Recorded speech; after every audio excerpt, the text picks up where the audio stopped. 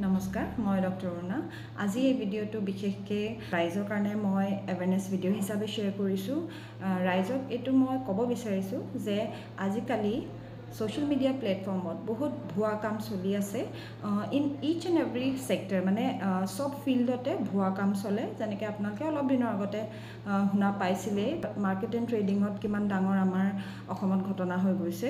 YouTube বা social media প্লেটফৰ্মত যে সব কথা সঁচা সেইটো চকু মুদি ৰাইজে বিশ্বাস কৰিব নালাগে কাৰণ আপোনালোকে যতে সাৰ্ভিস নলক social media থ্ৰু দি আপোনালোকে নিজে এটা ইনফৰমেশন গ্যাদাৰ কৰি প্ৰপাৰলি আপোনালোকে চাই চিটিহে সাৰ্ভিসেস ল'ব লাগে কাৰণ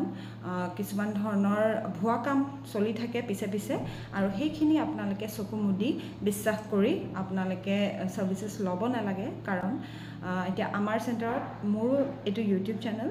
এণ্ড আমাৰ চেণ্টাৰৰ ভিডিঅ'ছবিলাক আমি শ্বেয়াৰ কৰোঁ অনলি ফৰ আৱেৰনেছ আৰু যাতে ৰাইজে সঠিক সময়ত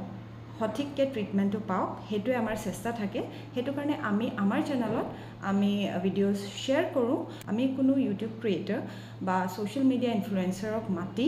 আমি ভিডিঅ' কেতিয়াও শ্বেয়াৰ নকৰোঁ কাৰণ সেইটো আমাৰ মটিভে নহয় আমাৰ অকল মটিভ হয় আমাৰ পেশেন্টখিনি আমাৰ অসমৰ ৰাইজৰখিনি বা নৰ্থ ইষ্টৰ ৰাইজৰখিনি সঠিক ট্ৰিটমেণ্ট সঠিক সময়ত পোৱাটোৱে আমাৰ মেইন মটিভ হয় সো কিছুমান ধৰণৰ বহুতখিনি দেখা পোৱা যায় যে ডিগ্ৰী ডিপ্লোমা কোনো নেথাকিও চলাই আছে থেৰাপি ফিল্ডত হওক মেডিকেল ফিল্ডত হওক সো